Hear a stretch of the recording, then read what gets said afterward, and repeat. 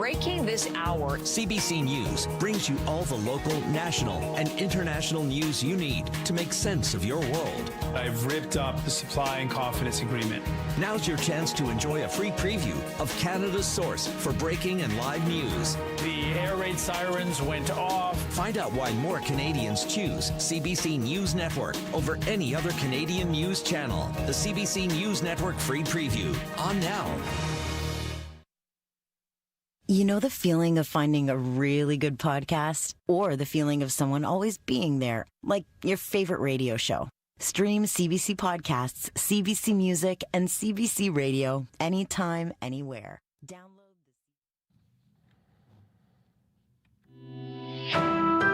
This is CBC News.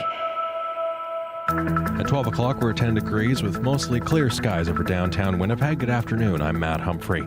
Winnipeg's mayor says the province should make its retail theft initiative permanent. The comments came today during a big meeting about retail crime and how to prevent it. The CBC's Gavin Axelrod explains. Government and business made it clear this morning. In order to curb retail theft, they'll have to work together to be part of a solution. And the center of those discussions today is the province's retail theft initiative. The program was extended this summer until the end of the month, thanks to an injection of funds from the province. Officers patrol Osborne Village, the Exchange District, and West End, all areas identified as retail theft hotspots. Mayor Scott Gillingham says he wants the program to stick around, and the Retail Council of Canada hailed it as an example for other provinces. Premier Wab Canoe says the early results show the program is working, but wouldn't tip his hand if it'll be extended beyond this month. He also highlighted the importance of supports that come from mental health and grassroots organizations. Gavin Axelrod, CBC News, Winnipeg. Winnipeggers will soon have another option when they need to hire a ride. The city has approved the app-based ride-hailing service Lyft to operate in Winnipeg. It joins Uber and a number of small local services. Grant Heather is the vehicle for hire manager for the city. Adding competition is always good for an industry. It gives more choice for customers and allows more options for drivers.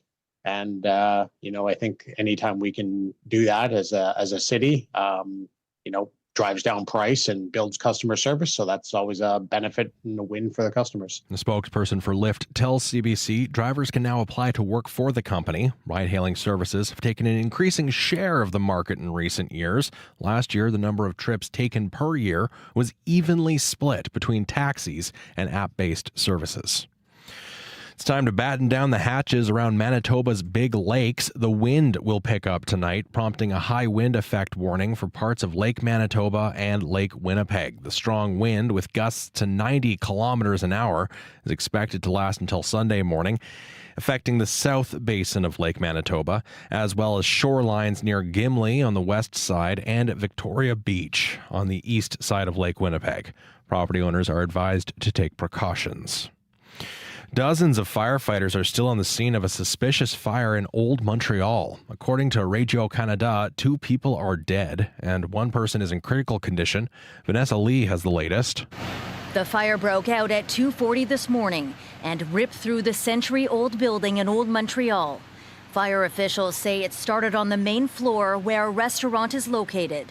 Jonathan Michaud is with the Montreal Fire Department. He says when they arrived, 2 people had been evacuated. 1 was badly injured. A hostel called Le 402 is located on the 2nd and 3rd floors. The fire forced dozens of people out of an adjacent building. Montreal police have taken over the investigation and say the fire is considered suspicious.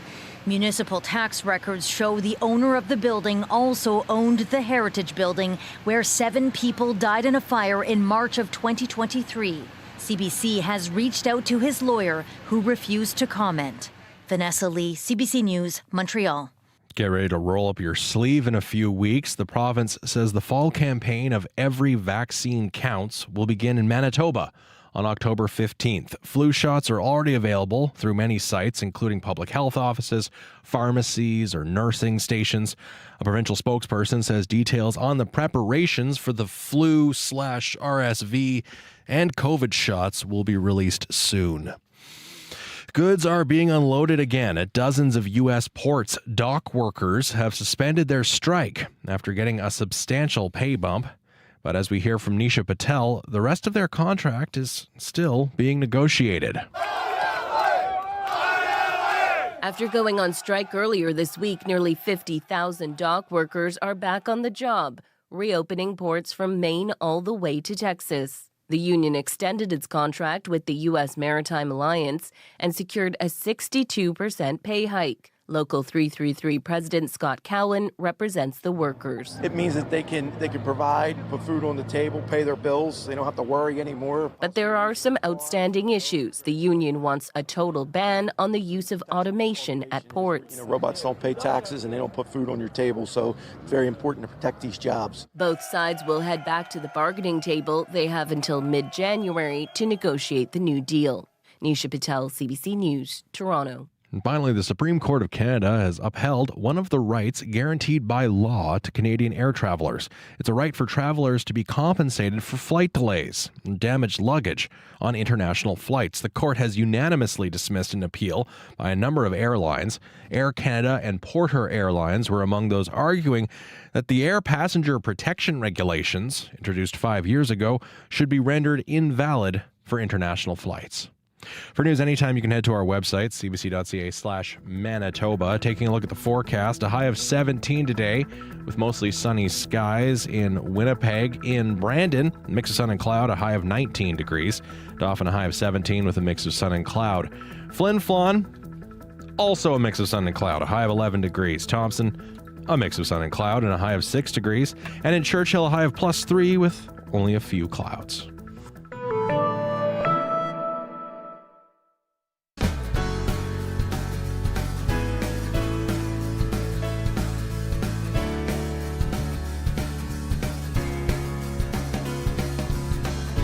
Good afternoon, Manitoba. You're listening to Radio Noon here on CBC Radio 1, 89.3 FM, 990 AM, and everywhere on the CBC Manitoba YouTube page. I'm Corey Funk. Good to be with you.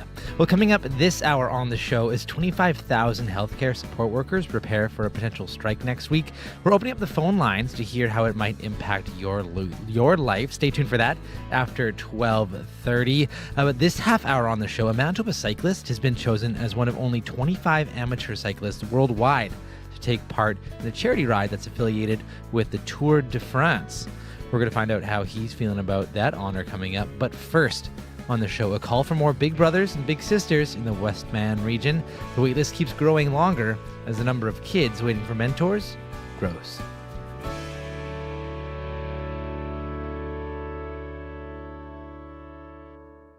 Well, Big Brothers, Big Sisters Westman needs more volunteers as the wait list keeps growing longer. Some kids in the region have been waiting years for a mentor. It's not just a problem facing the Westman chapter. The Central Plains chapter has a shortage of mentors and a wait list of more than 10 children. The CBC's Chelsea Kemp looked into why there are wait lists. She first spoke with Tracy Williams, Executive Director for Westman Big Brothers, Big Sisters, and asked how much mentors are in demand. It's high. We currently have 19 kids on the wait list. 5 are in process, just going through the steps that we take to become actually on the wait list, and 9 people have inquired so far, so it's about 33. Yeah. And so why is the wait list so high? I think it's a COVID thing, a post-COVID thing. Just that interaction, that person-to-person contact, I think in some aspects hasn't fully come back to society yet. So I think during COVID, the awareness of Big Brothers, Big Sisters kind of fell down a little bit, and I'm working really hard to get that back. There's a lot of youth in our community that really need this mentorship. I'm not sure if people really realize that it maybe doesn't take as much time as they think in order to be a mentor, and maybe it's a lot of it's the awareness, and my job is to bring the awareness back out there to get all the kids that we support with have mentors. What does it take to be a mentor?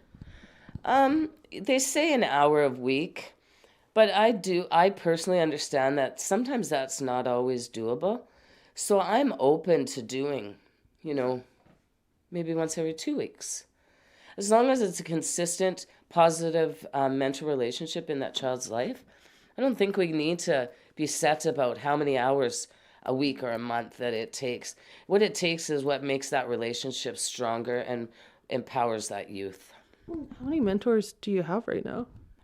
6. We have 3 big sisters and we have 3 big brothers. And that is not normal, I think. Again, I think it all goes back to the pandemic. Back in the day, there was lots of matches. My son had a big brother. What was it like for your son having a mentor? Oh, it was awesome. They got along great. My son's 28 now, but he was like in elementary school. Him and his, he had an in-school mentor. Yeah. And I think they still probably connect periodically. It really helped my son. And I think if more people understood the benefit that it gives to children in our community, I think more people would be interested in doing it. How does it benefit them? Like, how did it help your son? You know, his social skills, his interaction, just his willingness to open up to people. My son's always been a bit of a character, but I think that was a bit of a turning point for him, realizing that there were people that had the same interests in him. I was a single parent. I raised both my kids alone. So I think having that male figure in his life was really beneficial for him. You know, not everybody has a healthy, stable lifestyle. And I'm not saying that that's the only families that we support, because it's not. But just giving any child that opportunity to have that adult provide that positive influence is a plus for everybody. That's Tracy Williams, Executive Director of Big Brothers Big Sisters Westman. Well, 13-year-old William Blampede waited years to connect with his big brother, Ajay Dinsda. And his mom signed him up for a mentor a couple years ago. And the wait was so long that William said he actually almost forgot. But in February, William's life changed when he met Dinsda. Kemp first asked what they did when they got together. So some days we just go for a walk, maybe go to Brandon Hills. Is he kind of like an actual big brother for you? I do find that he is like a big brother to me because he's just nice, he's honest, and I trust him. Apparently he likes magic, and so do I, and we both like math. What's your favorite part about getting to see him? Just getting to know that I get something to do, and that I get to spend time with someone. Fine. Like, will you go to him for advice about stuff? Yeah, some days I do go to him for advice. Like, some days I was like having trouble, and so I just went up to him and just talked to him about it. He usually just tells me to try my best, and my best is the best I can do. I'm glad he's my big brother, and I couldn't think of anyone else. Ajay Dinsda is William's big brother, and Kemp asked him why he chose to volunteer. The thing is, I just like to do a good things in someone's life, then I feel like better. So I like to help somebody. We are meeting like once in a week sometime, or sometimes twice in a week.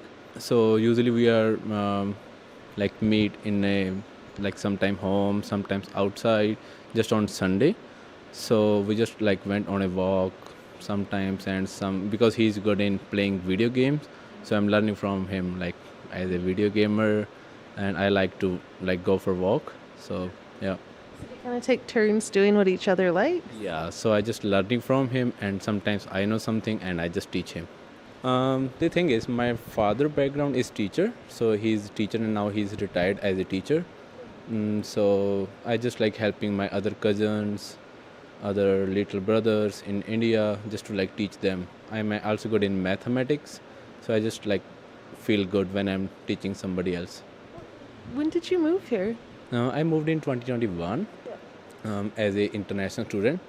So, and then I graduate in 2023 from Assiniboine Community College, Brandon. And then I'm on work permit right now, and I'm working as a web developer. Do you have any family here? Not really. Does it kind of feel like you have literally a little brother here in Brandon now? Yeah. So yeah, I just like to help somebody if she need in this age, because like my little brother, like William, he's like around 14-year-old. So it's this like this age should be very crucial for a child. So I just make a good change in his life. Ajay Dinsda volunteers for Big Brothers Big Sisters Westman region. He was speaking with the CBC's Chelsea Kemp. Your local news at your fingertips. CBC News has a local news app made for your phone or tablet. So don't waste time scrolling for the local stories you want. Just download the app to get the information that matters to you when it happens. And how you want it. Another way to get your local news. The CBC News app. Download it today.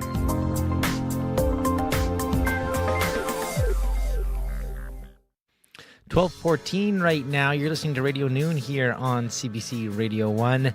I'm Corey Funk. Right now in Winnipeg, we are sitting at 12 degrees, heading for a high today of 17. Right now across the province, we are also creeping up towards higher temperatures. Pretty sunny, more or less, right across the province. Right now in Brandon, mostly cloudy, 9 degrees. Carmen, 13 right now. Up in Churchill, mostly cloudy. You're sitting at 4.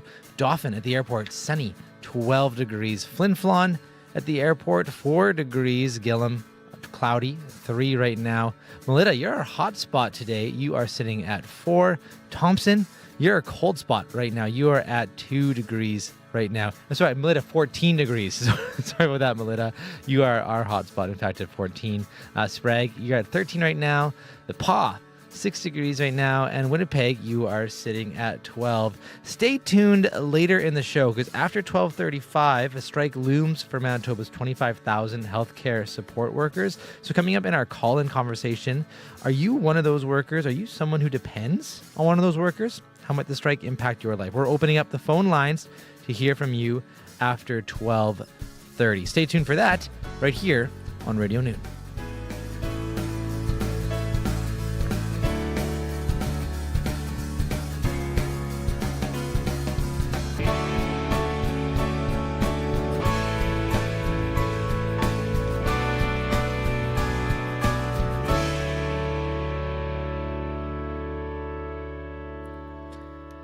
Well, a team of 25 amateur cyclists will take on the world's most grueling cycling challenge, the full Tour de France route. And Brandonite Grant Hamilton has been chosen to be one of those riders. He'll be the only Canadian rider and the second one ever to represent Canada at the international event. His goal is to raise funds to support clinical trials for leukemia patients, and he made the announcement on Wednesday at A&L Cycle in Brandon. And Grant Hamilton joins us now by Zoom. Hello there, Grant. Congrats. Hi, thanks, Corey. Thanks for having me on. So how are you feeling about this big challenge you got ahead of you? Well, nervous, but nerves are a type of excitement, right? I'm excited. I think it's a daunting physical challenge. I'm looking forward to the fundraising. I think we can have a lot of fun on the fundraising side, and it is an important cause. But I know I've got 9 months of hard training in front of me too, so that's going to be a challenge. But I can't imagine the spectacular experience that lies ahead. Yeah, I'm looking forward to hearing about how you're training. But first, I just want to hear how this all kind of came about. Like, how did you become one of these 25 people? Well, I got really lucky, I think. It is the only charity ride that's officially affiliated with the Tour de France. And I happened to be watching the Tour this year, heard the announcers on the international broadcast talking about this, a group of, let's be honest, kind of middle-aged schlubs like myself tackling this, the hardest challenge in pro sports and going up and down the mountains and doing it for a great cause. And I thought, wow, wouldn't that be something if that could be me? So I threw in an application. Of course, you get the email a couple days later. Thanks for your interest. We get a lot of interest at this time of year, and if we, we'll be in touch. But they must have liked something about my story. They reached out. We had a video chat to touch base, and then they informed me a little while later, yeah, we'd like to invite you to have a place on this tour. And they believe in my ability to complete the challenge, and they believe in my ability to raise the funds for leukemia too. So a real nice vote of confidence, and I know the challenge is in front of me, but I think I can do it. What do you think it is about your story that they liked? Well, so many of your listeners may be familiar with what happened to me a couple of years ago. I was cycling home from a birthday party at my mom's house, big family party. It was Monday night and dusk, and cycling home, I was hit by a car, badly injured, lost my pinky finger in the end, but what it sparked in me was a desire to make cycling, especially in Brandon, safer, more convenient, more accessible to people. And writ large, it's really the ability of sport, and in this case, cycling, to build a better community. And so I think they were impressed by not just my dedication to getting back on the bike after being so seriously hurt, but to turning that experience into something positive. And so this is just another opportunity to build that community and leave the community and the world better through our sport and cycling experiences. So I'm sure a lot of people have heard about the Tour de France, but what are you getting yourself into? Like, just how can you give us an idea of just how grueling and long this thing is? Yeah, if you have heard anything about cycling at all, you've heard of the Tour de France. It's got a 111, 112-year history. I think next year is the 112th edition of the Tour de France. And it is, grueling is the only way to describe it. It is about 3,500 kilometers, 180 to 200 kilometers in a typical day for 3 weeks straight. So 21 stages over 23 days. They do build in a couple of rest days, but even on the rest days, they say it's a good idea to go out and bike 30, 40, 50 kilometers just to keep your legs moving. Okay. So, that's a pretty hefty day. So rest is in quotations. Yeah. Yeah. Very, very limited rest. But the distance is only part of it. And I'm going to be doing all my training right here in Manitoba, proudly, famously one of the flattest areas of the world. And then we're going to be going to some of the gnarliest mountains in the Alps. And we've got to climb, we've got a 20-kilometer climb that we go 1.2, 1.5, 1.8 kilometers straight up in the Alps. That's just going to be, it's going to be a different measure of challenge. And it's not just the distance. I mean, I can go up to Riding Mountain here and we can go up the Dauphin Escarpment and there's some great hills, but I'll never get to the altitude that you experience in the Alps or the Pyrenees. And so I'm just glad it's not a race. We'll take it easy and we'll get there. Right. So there's no time cutoff or anything like that. You just get it done. I think we'll want to finish before dark, but no, we don't have to come in first. So since you announced that you are one of these 25 people, what's been the reaction from the community in Brandon? Overwhelming. I've just been so touched by the number of friends and family and acquaintances and then strangers really coming up to me in the Shoppers Mall yesterday saying, "Wow, hey, I saw you in the paper today and congratulations, way to go!" And not just the okay, you're a little bit maybe biting off more than you can chew. Are you sure about this? But also the support for thanks for doing it for a great cause. And there's lots of people who go on adventure tourism and they may want to go skydiving or go scuba diving or do something kind of cool like this. And you can definitely pay your way into cycle tours as well. But the fact that I'm doing it for a great cause to research better treatments for leukemia, I think that resonates with a lot of people, and that's been touching as well. And how much are you hoping to raise? So personally, I'm hoping to raise $55,000, and as a team through corporate sponsorship, they're looking for £1 million in British money. So it's about 1.8 million Canadian dollars. Oh, wow. And as a team, we want to raise for leukemia clinical trials. Okay. So have you, what's the closest thing you've done to something like this? What's the furthest you've biked in one go? So this year I've done a couple of metric centuries, so 100 kilometers in a day. And, it's pretty nice from Brandon. You can bike down to Souris and get a great wood-fired pizza and then bike back. That's about 100 kilometers. Mm-hmm. But previously when I was younger, actually from Winnipeg to Portage La Prairie, they used to do a multiple sclerosis 150 ride, and that would be over 2 days. But it's a little easier on the flats of Manitoba than it will be on the mountaintops of France. But I think it's just a matter of putting those legs to work over the winter and putting the miles in them, and I think we'll be fine next year. It's the fundraising that I'm mostly looking forward to. When I know this is next summer now you're doing it, but just for folks who do want to follow your journey, what do they need to know and how can they go about doing that?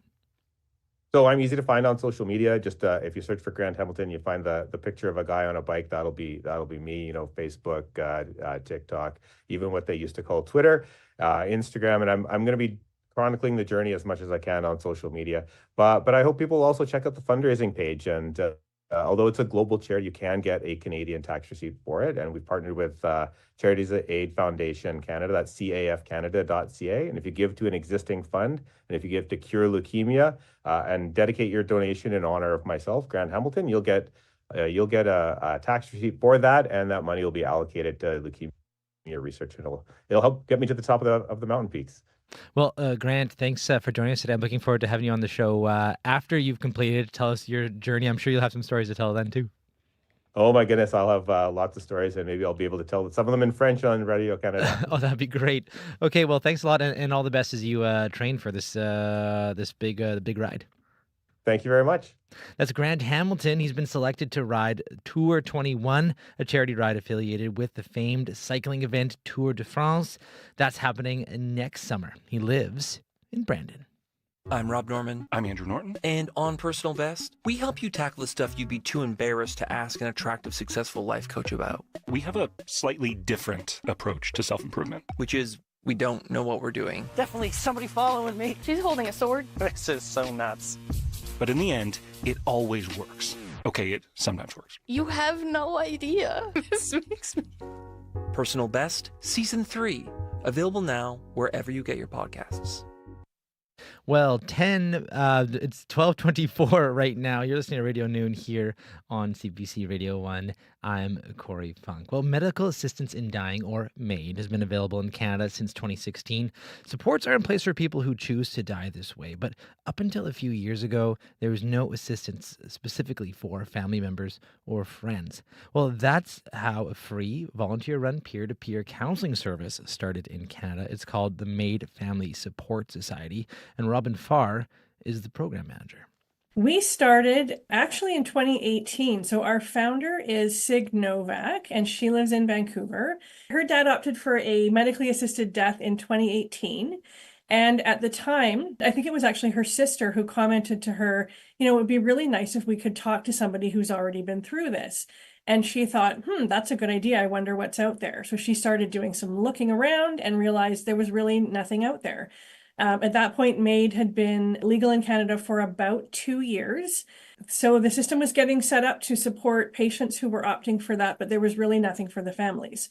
And all of our volunteers have lived experience with MAID. So we've all had somebody in our life who has chosen a medically assisted death, and we know what that's like, and we're here to support others. A lot of times people are just looking for one conversation. Sometimes that's all it takes. We've all been in that situation where we feel a little bit alone, and we talk to somebody else who's been through it, and then we feel less alone.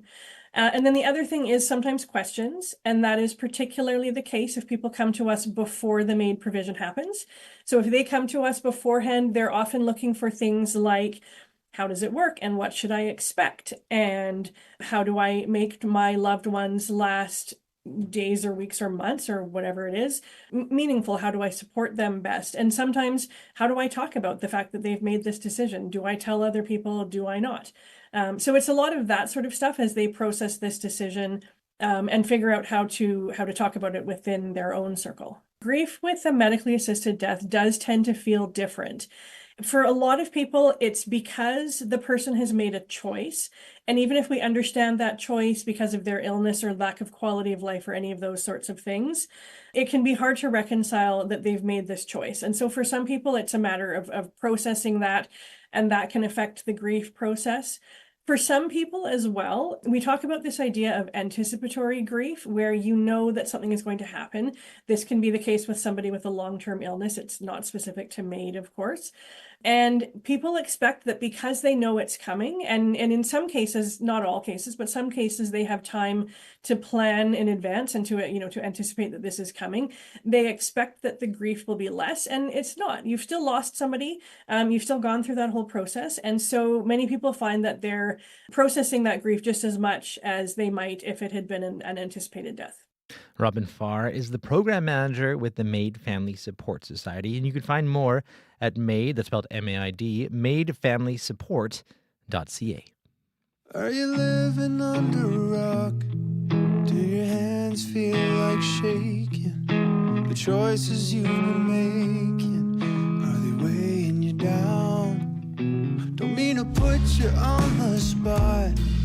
I can see that you're breaking, but you are not forsaken. Just take a look around.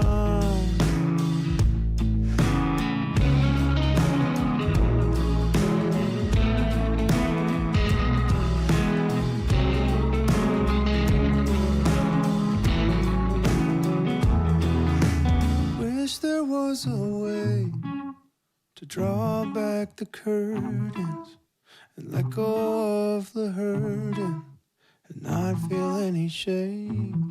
Oh, I'm waiting for the day when it doesn't feel as heavy. You know it when you're ready. I hope you call my name. All the ways we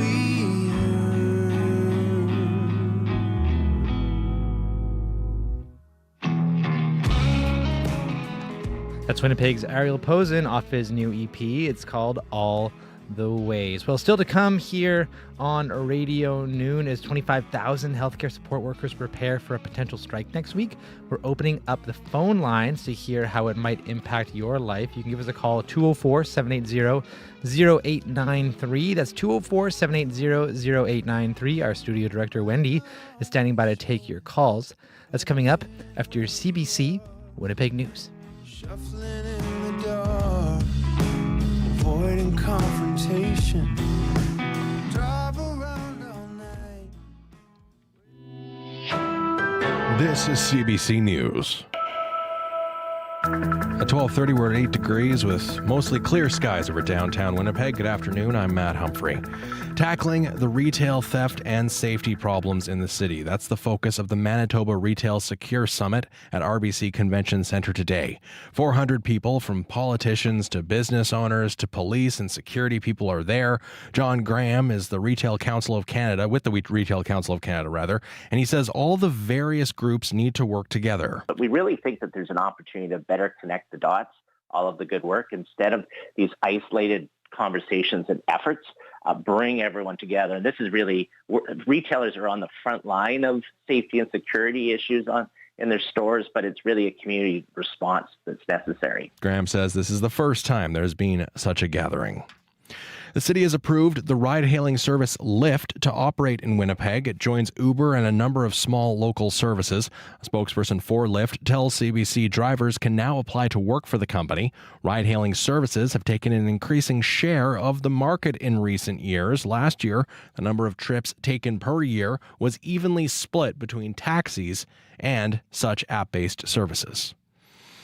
As the Israeli military campaign ramps up, Canadian Foreign Affairs Minister Melanie Joly continues to urge Canadians in Lebanon to leave the country. Please, if you're hearing this again, I want to make sure that you are brought to safety, and please take the seat. That's Joly speaking at the Francophonie Summit in Paris. 2 exit flights chartered by the Canadian government earlier this week had a total capacity of more than 650 seats, but less than half were filled. And finally, 3 anti-tobacco groups are calling on the federal addictions minister to regulate the sale of vaping products or resign. In 2019, the Liberal government allowed the sale of these products in convenience stores and online, saying it would make it easier for people to quit smoking as a cessation tool. But Cynthia Callard of Physicians for a Smoke-Free Canada says that's not what happened. There is no evidence that this policy increased the number of smokers who quit. There is no evidence that this policy increased the success rate of smokers who tried using these products to quit. Survey data show growth in the number of Canadian vapers of 250,000 Canadians. Of these, 86% were people who'd never smoked a single cigarette. As a start, the anti-tobacco groups are demanding Ottawa ban flavored vaping liquids, which they say make vaping appealing to teenagers. And that is your CBC News from Winnipeg. For news anytime, you can head to cbc.ca/Manitoba. Thank you very much, Matt. Back soon. That is Matt Humphrey at our CBC News desk. Taking a quick look at your weather across the province. We are joined here in studio by our CBC climate change and weather reporter, Riley Lachuk. Hello there, Riley. Yeah, a nice sunnier day as expected through parts of the south today. Okay, that's good. It's short-lived. Yes, okay, that's good. Short-lived. Okay, good. I want to start with some of the morning temperatures from this morning. Okay. Chilly. Okay. Very chilly. -5 in Brandon. Yes. This morning, -2 in Dauphin. The airport in Winnipeg officially getting to -2. Really? Closer to 0 at the Forks and through parts of downtown. But yeah, we did see some -2s and some -1s around the Winnipeg region this morning. Overnight, last night, -5 in the Pas, -2 in Thompson. Right now, we're seeing temperatures rebounding a little bit closer to normal, but still hanging back a little bit at the moment. 12 in Winnipeg. Brandon's at 9, Melitta's at 14, Thompson at 2 degrees at the moment. We're starting to see things clearing out a little bit. So expect a mainly sunny afternoon. As I mentioned, though, that is short-lived because we do have some weather on the way once again, and it's a lot of wind. This is all because of an area of low pressure that's been moving across the prairie provinces through Alberta into Saskatchewan, moving into Manitoba as we get through the day on Saturday. And the interesting thing with this is not only will this bring us a lot of wind and some rain, even some light snow to parts of northern Manitoba tomorrow, this will eventually impact the weather for 10 provinces right across into Ontario, Quebec, and into the Maritimes as we get through the later part of the weekend. So quite having an impact on all of our weather here right across the country. So by noon tomorrow, expect maybe a couple of showers in Winnipeg. I think the best chance for that comes as we get through later Saturday. Some light snow for places like Thompson, Norway House into the Island Lake region early into Sunday morning. And then we clear out again, but we keep the gusty winds as we head into the day on Sunday. In terms of rainfall, I'm saying a general 5 to 10 millimeters. Could see some pockets of 10 to 15 across southern Manitoba, especially through northern parts of the Interlake and into parts of eastern Manitoba. But it is the wind that will be our main concern with the system as it rolls through. Tomorrow, looking at south winds, 40 gusting to 60 or even 70 through parts of the Red River Valley. We keep the winds through Saturday into the overnight, into the afternoon hours, into the early evening, I should say. We're looking at winds shifting out of the west. General 40 gusting 60 with some pockets of 70 really right across southern Manitoba before things start to die off as we get through the later part of Sunday. So a couple of windy days ahead. 20 is what we're aiming for in both Brandon and Morden today, 17 in Winnipeg, 6 in Thompson. I've got Winnipeg at 17 tomorrow, clearing 15 on Sunday, and 17s and 18s to start next week. Thank you very much, Riley. You're welcome. That is our weather and climate change reporter, Riley Lachuk. Well, 12:36 right now. You're listening to Radio Noon here on CBC Radio 1. I'm Corey Funk. Well, time for our call-in conversation, and we're looking ahead to October 8th, which could be a difficult day for many Manitobans. 25,000 healthcare support workers have voted to strike if their union doesn't reach a deal with Shared Health. The biggest sticking point is over pay, and healthcare workers in Manitoba have some of the lowest wages in the nation. The starting wage for some is $17.07 an hour, and thousands of Manitobans living with illness and disabilities depend on those workers to go about their day. And we're opening up the phone lines now to hear from you. So how are you feeling about the looming strike? Do you or your family members depend on a healthcare support worker, or what could a strike mean for you and your family's home care needs? Are you already thinking of a plan B, or are you a healthcare support worker yourself? What's work like for you, and what would you like to see change?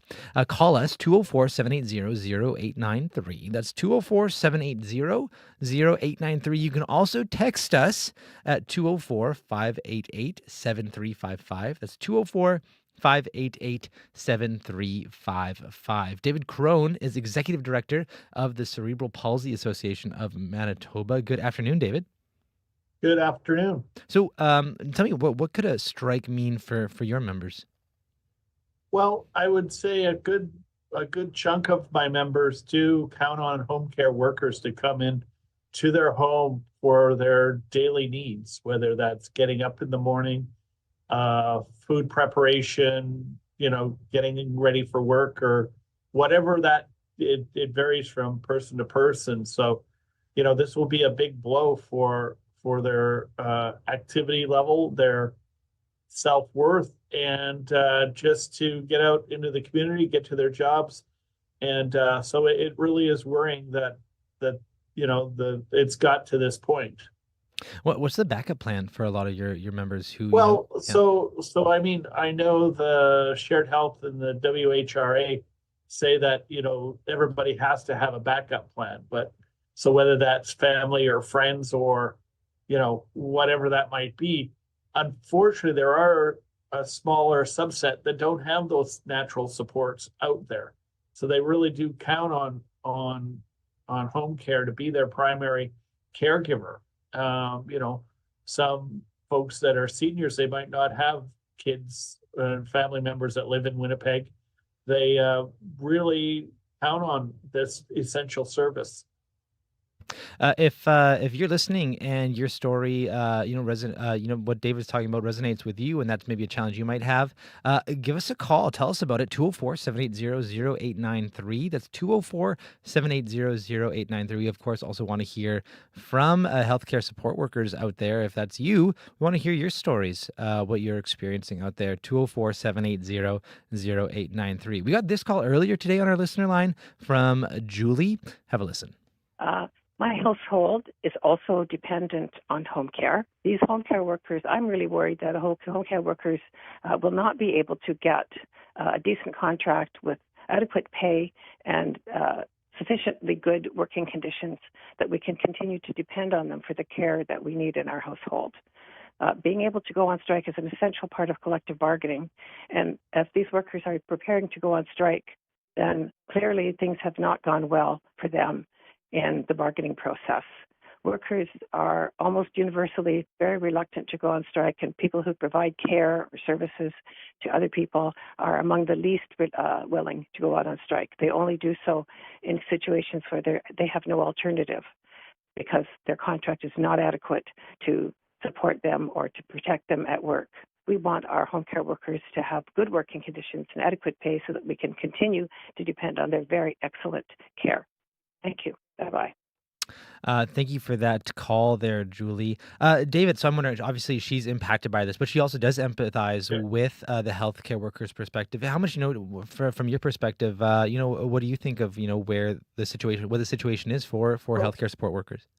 I do know just through talking with my members that, just the recruitment of home care workers and the consistency of staffing has been a real problem.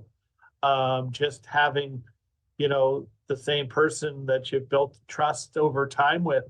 But, I think you said that the starting wage was $17.07 for a home care worker.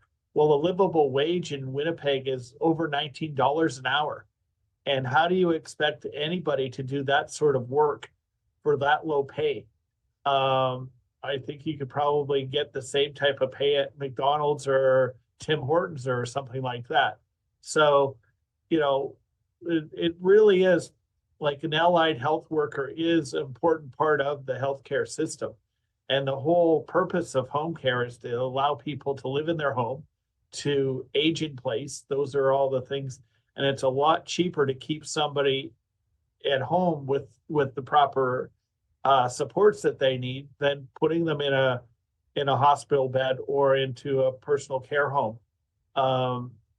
Staffing has been a problem for quite a while. So I really do, really want both sides to get to the table and come up with a livable package for both sides. It's important. Like you said there's 25,000 home care workers in Manitoba. That's a huge number.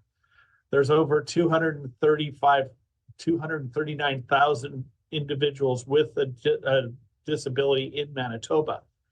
Not everybody needs home care, but a good portion of the population does, and our population is getting older, so that the demands on the system are getting more and more. So if workers do go on strike, a reminder to listeners, so that includes things like healthcare aides, laundry workers, dietary aides, ward clerks, recreation coordinators, other healthcare support staff in hospitals and personal care homes, as well as home care workers are among those 25,000. So we want to hear from you. How worried are you about these healthcare support workers going on strike? You can call us 204-780-0893. That's 204-780-0893. So if the workers do go on strike, or even that's avoided and they do get what they're asking for before October 8th, what difference do you think that could make for your members?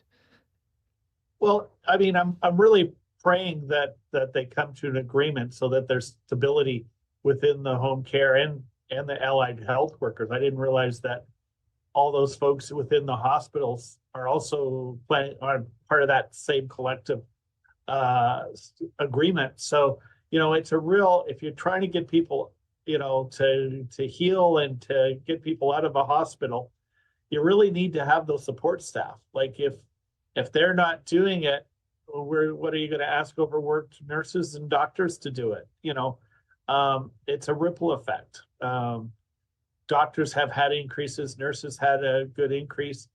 It's time for the whole team at within the healthcare system to do it. It's about supporting people that need those services. We've got Heather on the line. Good afternoon, Heather. Good afternoon. So what's on your mind when it comes to this potential strike? Well, I was a healthcare aide, and what do I want to say? It is grueling work. It is work that will affect you even when you retire because it affects your body. I am surprised at how low the wage is. I just retired from a job that I was getting paid $23 an hour, and it wasn't as grueling as what the healthcare aides and support staff do, especially in nursing homes. That's what I have experience with. What I would like to know is how much does upper management get? I always find that big businesses, including the healthcare, they're top heavy, and they are not doing the grueling work that our healthcare workers are doing. And I would like to see something happen where they're not making as much, and our workers, our people who are doing all the grunt work, they are making more. Not more than upper management, but I'm saying more than what they're making, for sure. Thanks for your perspective, Heather. Really, really appreciate it. Okay, thanks.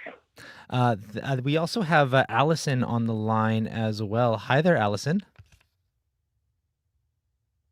Oh, hi there, Allison. Oh, no, it looks like we just lost you. If you're still listening, Allison, do feel free to give us a call back. We also do want to hear from you. If what Heather said resonates with you, if you're a worker or a retired worker, you want to share your opinions, or if you're going to be impacted by this potential strike, 204-780-0893. So I mean, you heard Heather there, David. I mean, she mentioned this grueling work. Can you describe for us, the type of tasks home care workers complete and how challenging that might be if a family member has to step in to replace a home care worker? And it varies from person to person, but it might be doing lifts to get people up out of bed or throughout, on and off the toilet or whatever that is. Like, it's hard on your back. It's hard personal care wise. It's hard work. I mean, I wouldn't be doing it for $23 an hour, right? And we do have to value people that have disabilities or are in healthcare, in the hospitals. And it's all about how we value them and the services that we need. And we really, I don't mind paying a bit more taxes to get the services that I need if the day comes that I need it.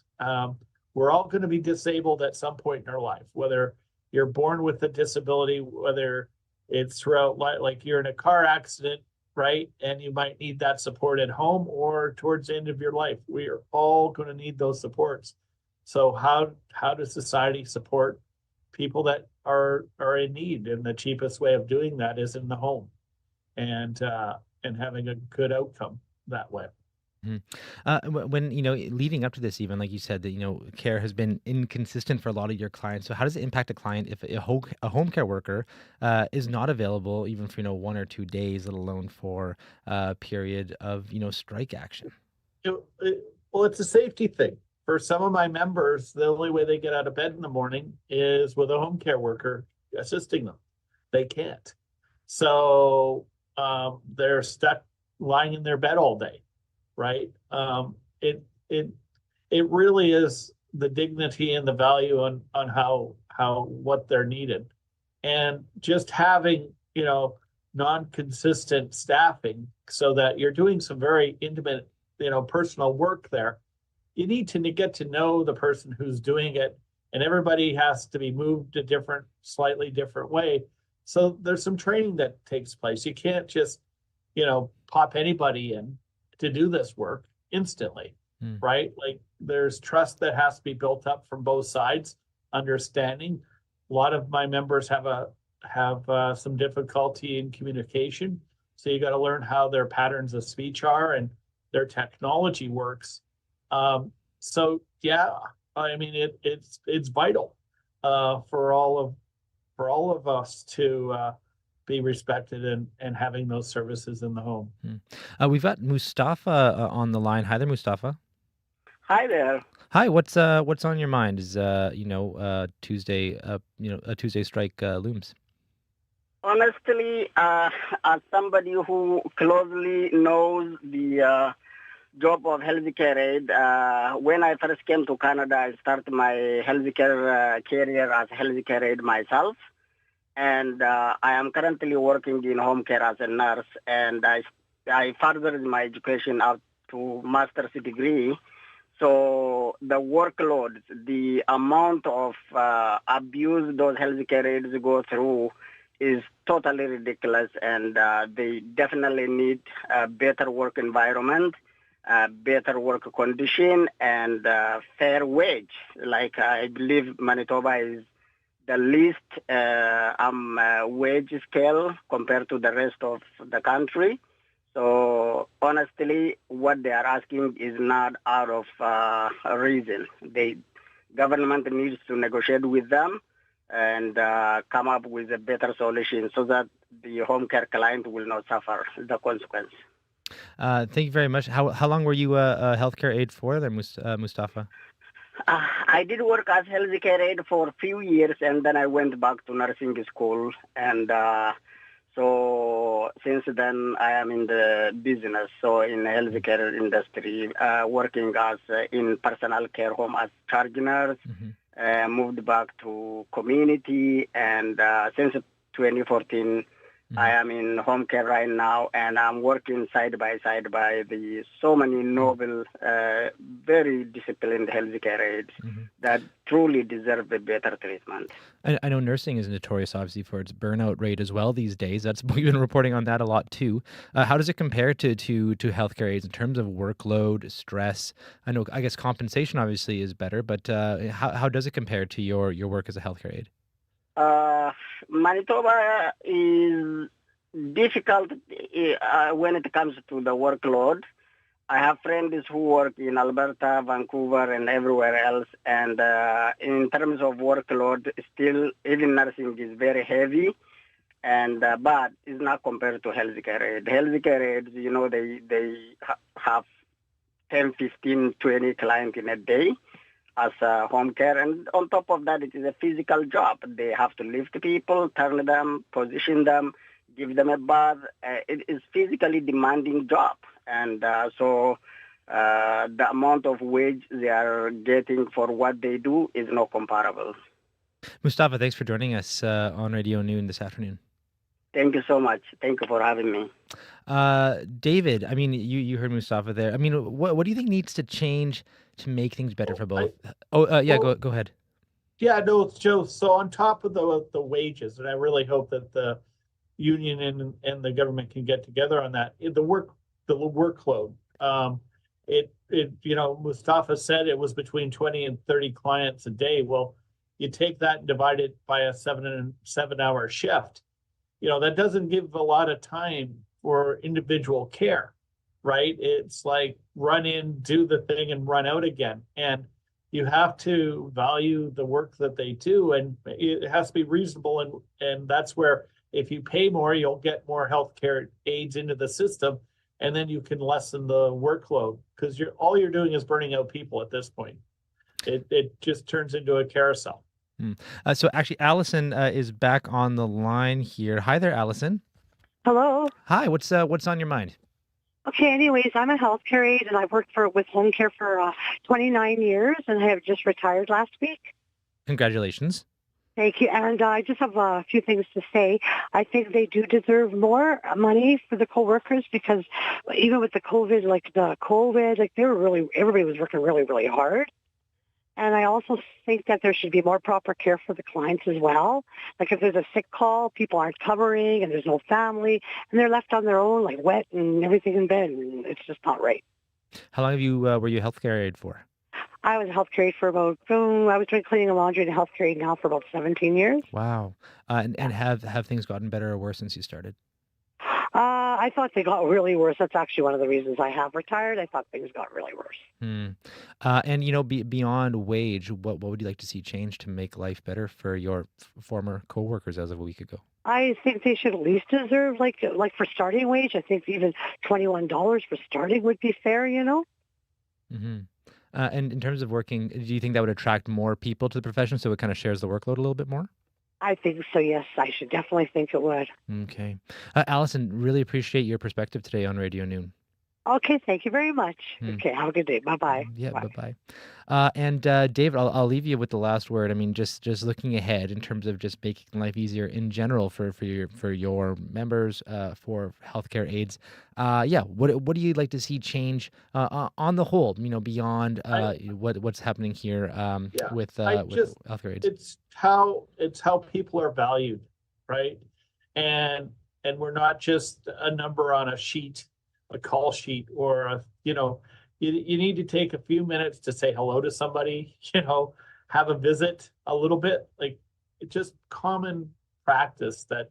So if you can increase the number of healthcare workers and lessen the amount of people they need to see and their workload, I think it'll help across the board with mental health, with medical outcomes. And it's just, we need to be valued. David, thank you so much for joining us this afternoon, and all the best. Well, thank you for having me. That is David Crone. He's Executive Director of the Cerebral Palsy Association of Manitoba, and the strike date is set for October 8th. It's a community built on industry, but there's a lot more to it than that. CBC's Communities in Focus is coming to Lac du Bonny, October 7th to the 11th. I'm Emily Brass, and Lac du Bonny, let's get to know each other. Share the stories of your community so CBC can share them with the province. CBC's Communities in Focus, Lac du Bonny, October 7th to the 11th. Visit cbc.ca/Manitoba/community for details. And fun fact, Marcy Marcus and I are going to be out in Lac du Bonny as well next week. We'll be broadcasting live from Drifters Inn on Thursday morning, and we'll be coming out on Wednesday as well to gather stories in the community. So if you are listening and you're in the Lac du Bonny area, and you've got a story to tell, you can always email me, and maybe we'll come by and chat with you about it. That email, Corey.funk, CORY.FUNK@cbc.ca. That's CORY.FUNK@cbc.ca. Well, we're coming up to the end of Radio Noon here, but on Up to Speed this afternoon from 3 to 6, Chloe Friesen is sitting in the host seat. Hi there, Chloe. Good afternoon, Corey. Good afternoon. What kind of stories are bubbling up on your desk? Yeah, so something that started this week in Manitoba, prescription birth control became free for all Manitobans with a health card. But with about 60 common birth control methods covered under this new plan, how do you choose what's right for you? How do you figure out what's out there? We're actually going to talk to a gynecologist later on Up to Speed about all the different methods and how they work. Well, thank you very much, Chloe. No problem. That's Chloe Friesen. She'll be sitting in the host chair this afternoon on Up to Speed from 3 to 6. Well, big thanks to everyone who put together today's show. Marshall Hodgins is our technical producer. Brindy Parker is our producer and directs the show. Our YouTube live stream is headed up by Kevin Nipatebo. Hey there, Kevin. And also, Leif Larson is our senior producer of audio, and Nelly Gonzalez is our show producer. I'm Corey Funk. It's been a pleasure spending the last couple of days with you. Coming up on CBC Radio 1, CBC Podcast Showcase. Have a good weekend.